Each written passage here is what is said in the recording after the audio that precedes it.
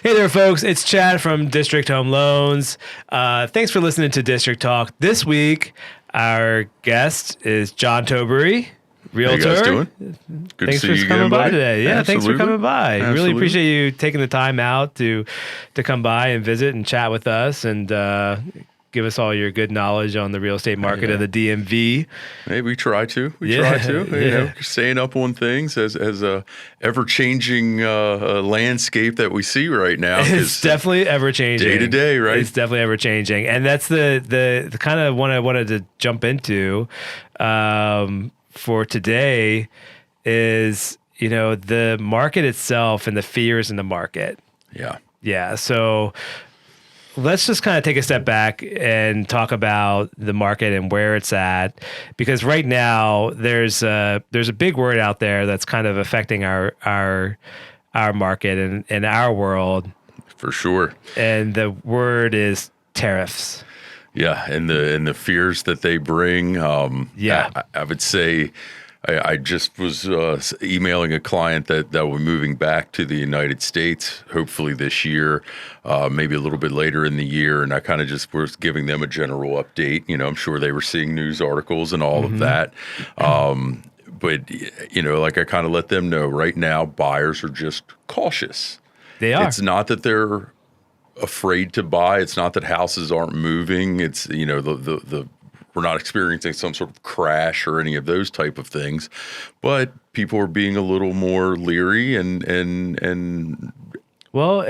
they should be, right? Yeah, because you have absolutely. folks like JP Morgan out there that's saying there's a 60% chance of a recession. right. Yeah. So, Right. I mean, that's literally just came out today. Right. So that's so they changed their forecast for recession fears. Yeah. From I think it was like 30 or 40% to now it's like a 60% chance. Yes. It was a substantial change. It's understandable to be cautious, to be concerned about the market and the real estate, and if you are a buyer or if you're a seller for that matter. Yeah. Yeah. Yeah. So I think some of the things that people can look at right now or understand is, if you're seeing certain statistics. I think one of our problems in the world right now is we throw certain data or certain statistics at you, or they are put on the internet or whatever it may be, and how should they correctly be interpreted? Right. Recently, within a couple of weeks ago, when some of the federal government firings started to occur, there was some stuff put out on the internet. This big thing of DC with all these listings on it, and making it look like these listings were going for well below the expected value of said home. It was all BS. None of that was actually a real thing. Somebody had made a fake map of DC listings. Why you would waste your time in doing that, I don't know. But people are what they are. I guess trolling is the favorite thing to do in America. To get likes, to get the views. to get attention. Yeah, right? to get the attention. So the reality is, when we speak of the DMV, we are about 20% up on listings from this time last year. We also have to remember in that statistic that 23 and 24 were two historically low transaction years as a whole. There were not a lot of listings on the market. So a 20% bump sounds like a lot when you hear that number, but the reality is it's still historically low. Yeah. Right? Well, yeah, and I think too, let's kind of give perspective. 2024 was the lowest, the worst year in real estate since 1995. So almost 30 years. Right. And think how much bigger the population is between in those 30 years, how many more people there are that the numbers looked anything like that compared to the increase in just population here. Yes. And you look at the perspective of a recession. If we're at the lowest that we've been in 30 years, how much worse can a recession make it? Yeah, I think. I mean, I know that sounds bad when you just hear it in those, I guess, in that way, right? Like how recession is terrible, right? But it may be a good thing at some level in the way that a little bit of a reset to the market could be good, because the COVID years drastically changed the atmosphere. That's right. for sure. So when you look at that and consider it, okay, getting more to a balanced market is a good thing. That's actually healthy, right? We've been in a continuous seller market for 4 years now. So that hasn't been good, and that's part of the reason prices have gone up so much over the last several years. But on that same note, and I'll take expectations or predictions in this year, you have to take with a grain of salt because it is so chaotic with things that are occurring that we have no control over from the federal government standpoint. Sure. Right. Sure. However you feel about that, that's up to you. I'm not here to argue politics with you, but the reality is having that chaotic environment makes predictions very unreliable. Well, that's true. I mean, in a chaotic environment, you could correlate to looking at our interest rates. Right. We're coming off of a week where we had the lowest interest rates in 6 months.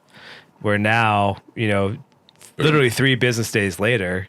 Yeah. And we're at the highest interest rates we've had for the year. Right. I mean, so it's literally like, you just don't know every day to day. You just don't know what you're stepping into. Yeah. And I think the note for that is that as a consumer or potential buyer, say this year, if you either need, well, I shouldn't say you either need to buy a house or not. Sometimes you do need to buy a house. Of course, there's always going to be situations where you have to buy. Right. Yeah. And I think that makes it even more important for something you and I have talked about many times is to have the real estate agent and your lender on your team and set up. It doesn't mean that you're going to buy a house next week or next month or 6 months from now. Yeah. Right. The time frame isn't relevant, but if you have those things in place, you can make a move when it's time. Yeah. Right. So if you hit one of those periods where the interest rate is down, or you can lock into that lower interest rate because you've already been working with the lender, hey, now you can take a little breath, look at your situation and make a decision where if you're just trying to willy-nilly it and I can do it all on my own, well, you can't in reality. Sure. You might be able to do it without me, but you can't do it without him is the reality. Right. Unless you have enough cash in the bank to, you're just buying out of pocket. Okay, that's a completely different. It's a different equation. topic, but yeah, Right. You're talking about mistakes that a lot of folks make, which is kind of doing a lot of self research. Yeah, just like I don't recommend you go on WebMD and try to diagnose yourself. Right, I wouldn't tell you to do that in the real estate market either. Yeah. Right. There's a reason we're doing this every day, and whatever you do every day, I can't just jump in your seat and do. Yeah. Right. But I think the things to know are at least what we can glean at this point in time for the information that we have at hand is, okay, listings are up 20%. It's a more balanced market. Interest rates are wherever they're at today, and that could be changing literally as we speak. So whatever that is. Literally every day there's been price changes throughout the day. Right. Yeah. So for a lot of our folks, and some of our folks that are listening to this, they probably have, been in a position where, they got quoted a particular rate one day, and then the next day it's like, nope, sorry, it's actually not this. And then not even like the next morning, but that afternoon, the rate changes again. So, because rates they literally change throughout the day. Yeah, it's insane. But so you have to go with that how you can, but one of the things we can kind of look at this from a national perspective of there are currently roughly 8 states that are seeing prices go down. I can let you know that the DMV states are not any of those. Yeah. You might find a pocket here or a house there. Right. Or there might be a period where prices go down. But in general terms, it is still expected that prices will go up in our area. And that is basically because the entire Northeast has an inventory problem. It's had an inventory problem, will continue to have one for the foreseeable future. Yeah. And as long as that's the case, that there is still stronger demand than there is supply, prices will go up or at least stay balanced. Yeah. I was on a webinar not too long ago where a PhD economist that works for Bright MLS, which is the multi-listing service that is used in our region, was on. She happens to live in the DMV. So not only, this isn't just some egghead talking with their scientific perspective of numbers and blah, blah, blah. She also lives here. So she has a true perspective of what's going on in the consumer feeling and general fear of jobs and how is this going to affect us all and that kind of stuff. So she basically, gave us the insights of what they're looking at, what data they're following, and that, it is ever changing, and don't take anything she said today and write it in stone. Sure. But in general terms, if we do see some recession type situation, whether it actually is a full-blown recession or just kind of feels like one, that, okay, we might see a dip in prices. But at the end of the day, if interest rates go down, there is still pent-up buyer demand, and that you might end up waiting till the end of the year and, okay, great, I got a slightly better interest rate, but now I'm competing for that house and the price goes up. Yeah. So let's talk about that for a sec, because recession fears, right? What happens to real estate during a recession? So we talked about like a normal time, or are we going to talk about in the time we are? Well, right. So so we talked about we're already kind of at the bottom, right? So we've over the last couple of years, we've gone from a crazy market to a market that we haven't seen since 1995. Right. So throw in a recession, and what happens? So in normal terms, we would assume that a recession would bring us lower interest rates, which therefore would bring some buyer demand with lower interest rates. But you'd also have people worried about jobs, consumer confidence being down. So, you wouldn't expect necessarily a crazy hot market, but a market that could hold its ground, so to speak. But in a recession, in certain times, there can also be foreclosures. Sure. Right.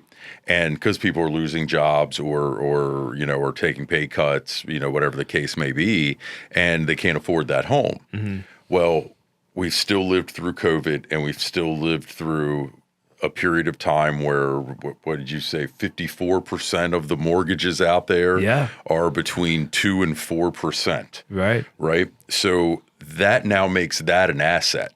Yeah. Right. You can't replace that. And at the end of the day, you would, if I were to sell that home, whether in a normal resale kind of way or through a foreclosure,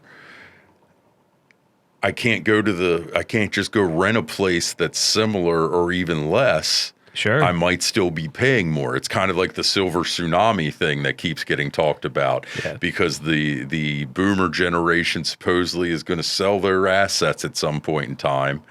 Well, they keep holding on to them, and a lot of it is because they can't downsize and pay less. They would downsize and pay more. Right, because of where the interest rate is. Funny enough, I just saw in the last couple of days, boomers have moved back into first place for home purchases over millennials. I read that too, actually. Right? Yes. We're Gen Xers here stuck in the middle. Yeah. We're the smallest or smaller than those two generations. And we have the smallest buying power. Right. Yeah. So I read, I don't know if it was the same article, but I read a similar article to what you read, where millennials, the boomers were outpacing the millennials. Gen Xers like us are coming in kind of in the we're somewhere in there, right? Yeah. So that being said, though, is the idea of there are enough people out there with stable incomes, interest rates that are extremely low. I mean, in all honesty, if you were to ask me, if somebody was to come to me and say, I think I might need to sell my house because of this job situation, even though, my job is to sell houses, I'm also the most important part of my job is to be an advisor about real estate, right? So I would really have to have a conversation with them and go, well, what is your interest rate? Where are you at? What else can you cut?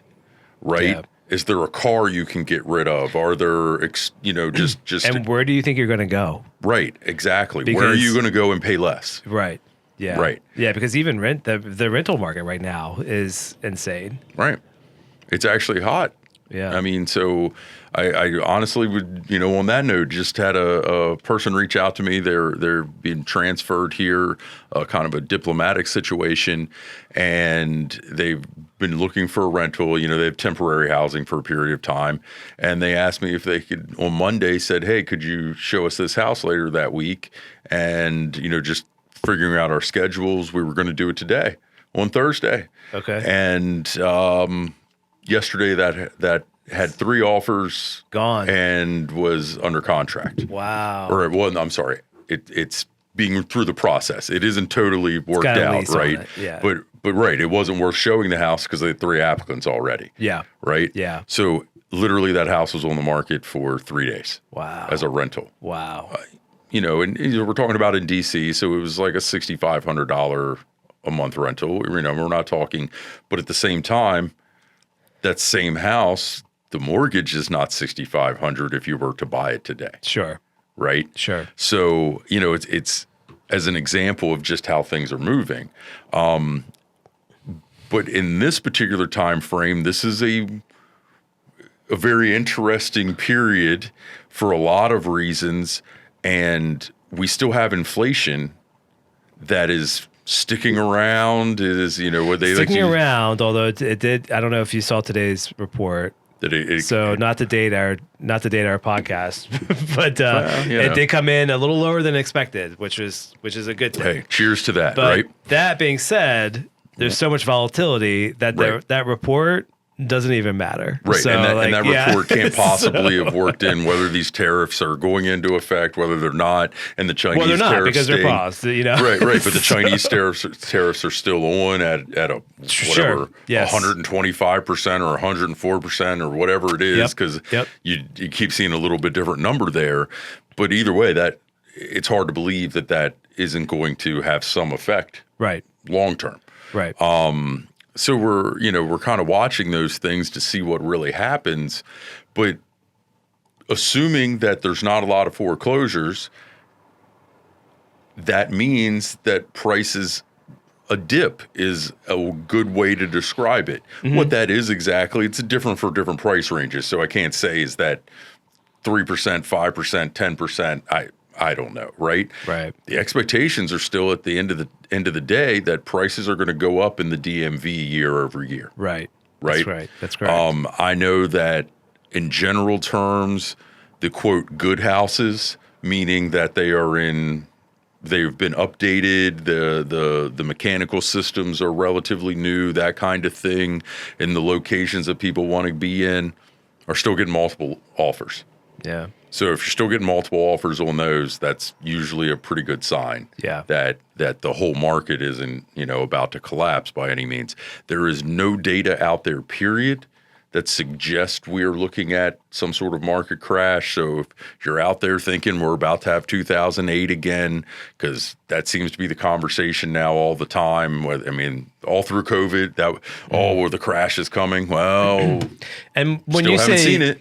when you say crash, though, I think what you're talking about is the price. Yes, The price is coming down. The price is coming down. A Right. reduction in home values Yeah. in the DMV. Yeah. Right. We are seeing that. So I kind of spoke nationally there for a minute. So we are seeing in 8 states the prices are coming down. Mm-hmm. And in all of those states, there has been a lot of new builds. Yeah. Right. The south and the west, essentially. Yeah. And generally, we're back to the simple supply and demand conversation. They have greatly increased supply. Demand has held, but there's now more houses than there are buyers. That drives the price down. I have a friend who's living in Texas, right, who's a real estate agent up here, and she's moved down to Texas and has a ton of listings. Yeah. Some of them are selling, some of them aren't, right? And that's that's how it works when there's enough supply that people aren't desperate. Okay. We don't have that here. And I don't see how we're ever really going to have that anywhere in the near future. There isn't a lot of land. There isn't a lot of places to build. And if they do build, it tends to be $2 and $3 million, $4 million homes. High price. Right? Yeah. So that doesn't really help out the average Joe, so to speak. Yeah. Right? Yeah. So as long as that's going to be the dynamic, well, there's nothing that can really drive down the prices other than foreclosures. Yeah. And right? That's not going to happen. Right. And there's no reason to believe that we're going to be in a heavy foreclosure environment. Yeah. Those loans, again, not to dive too far into 2008, but the loans that existed then don't exist now. No. Right. And even if they do, they probably have so much equity. The folks that have these 2 to 4% interest rates, probably have a decent amount of equity that they can manage to. So you can figure out a way around thing it. Is just not going to happen. At least. Yeah, it's not going to happen. Right. So we'd have to see this extend on for a long period of time. Yeah. Right. If we're just talking about what a normal recession lasts.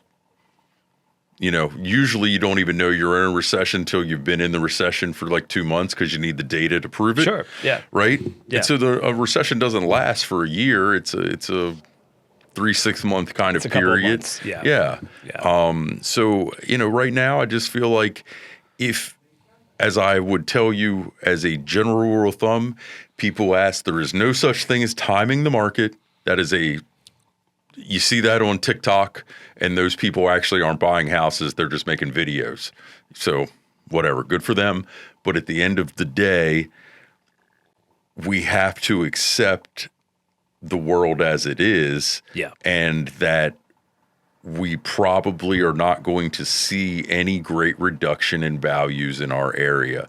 So what I always will tell you, whether it was right now, a year ago, 5 years ago, the right time to buy is when it's the right time for you. For you, yeah. Right? And is your financial situation in a place where you feel comfortable paying X amount per month for a home? That's it. That there's no really other equation than that. Yes. Right? So if you feel comfortable, it's a fine time to buy, and you probably in a lot of cases will have a little leverage as a buyer as opposed to the last handful of years. Mm-hmm. But don't get me wrong, there's still houses out there, and I have one coming up here that probably will sell on a weekend. Right. Yeah. Right. It's it's in a very desirable location, and it's a great house. It's been taken care of. It's been, relatively the mechanical systems and all that are where they need to be. So probably we're going to list it on a Thursday, have it under contract by a Monday or Tuesday. So long as it's priced right. Right. Now that always matters. So that's a different thing. Yeah, right. that's a different story. But I know what I'm doing, and I have a great relationship with this particular seller, and so I'm sure we're going to be priced right and work the market the way it's supposed to be worked. So I think we've got that squared away. Yeah. Let's change gears for just a second, because I think we've kind of hit home with recession fears. We keep kicking that dead horse right now, but it whatever. Yeah. This is what it is. Let's talk about something that you had brought up earlier, and this is a different topic, but I think it's important. Ooh, yeah. Private exclusives. Let's talk about that. We have a little bit more time to chat. So yeah, we can kick this out pretty quick. So there are some companies. I'm not going to necessarily say who they are right now, but start with a C and end with an umpus. Yeah, that might be it. That are very much pushing for this private exclusive listing. Okay, and using it basically as a marketing ploy. Okay. Right? To make you feel like, as the consumer, that you need to keep up with the Joneses is really what it's about. Okay. There are times where a private exclusive is the right way to sell your home, right? Some of those are because you are I don't want to say important, a very well-known person, right? Or or you're talking about more of a luxury listing type situation where we don't want every Sure. average Joe running through our house just because they want to see it. Right. Right? Okay. Or like, I don't want to put all the pictures of my house on the internet all over the place. Right? Because that's just not how it works. These people can't even honestly afford to buy my house. Okay.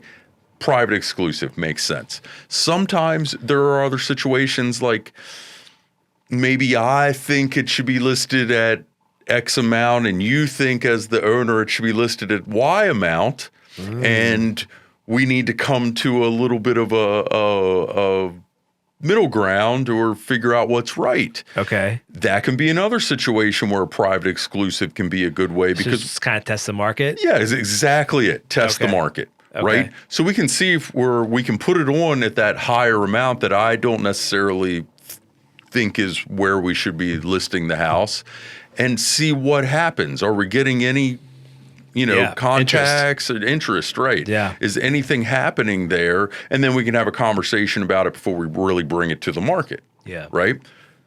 There's other examples of when a private exclusive could be a good way. But at the end of the day, we've always talked about, and my number one job as a listing agent is to market your home, right?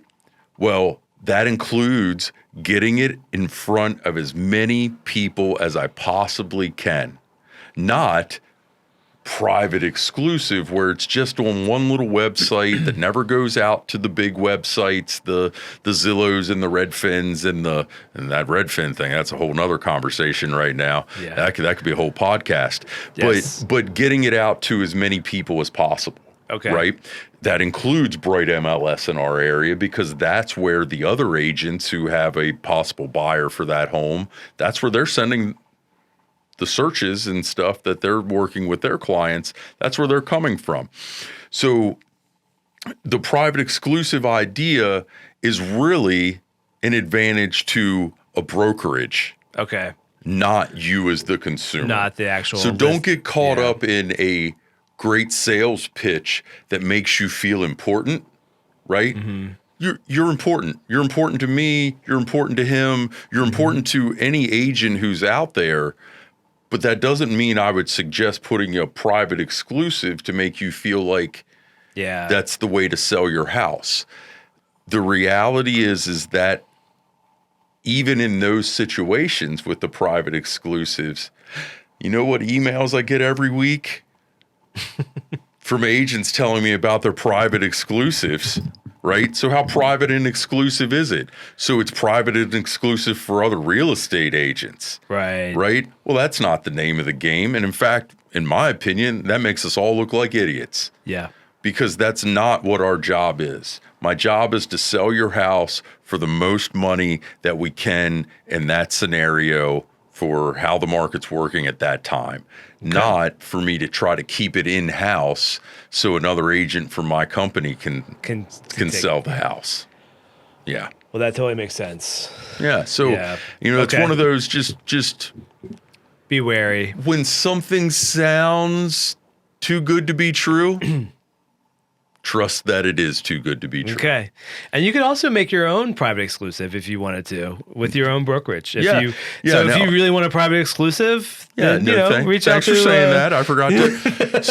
So yes, I do have that option to offer you as an agent, right? Because there are times that it is right for you. And I always want to do what's right for you.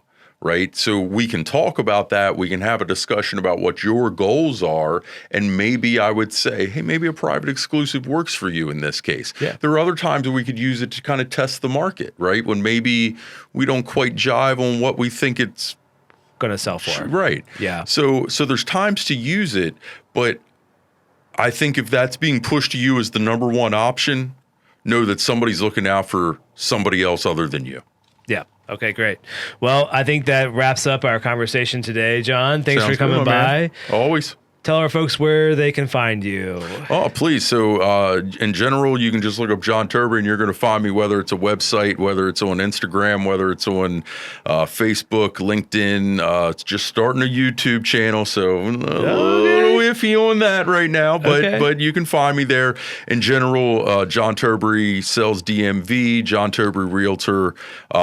You're going to find me out there and trying to get a lot of information out there for you guys to consume. And please ask any questions when you see it. Yeah. And your Instagram is what again? At John Turby Realtor. Okay. All right. There we go. Think about that, right? we got all this stuff to remember. And let me put it this way. Social media is not my major category. But you're getting there. You do well. No, I got it out there, but it is much more important for me to be out there talking with the people, not, I agree. I'm not looking to be an influencer, but I want to educate and have information out there for the folks. Okay. All right. Well, again, thanks for taking the time to listen to our little podcast today. We appreciate it. John, thanks again for stopping by. Anytime, Look forward to having you again. I'm sure we'll have you back in a few weeks. Sounds good, bud. Get all your knowledge and information on the see DMV. What's happening then, right? Yeah, you never know because everything's different day by day. I might tell you something completely different than what I said today. Who knows? Exactly. So, all right, folks. Thanks again, and we look forward to seeing you next week. All right. Bye.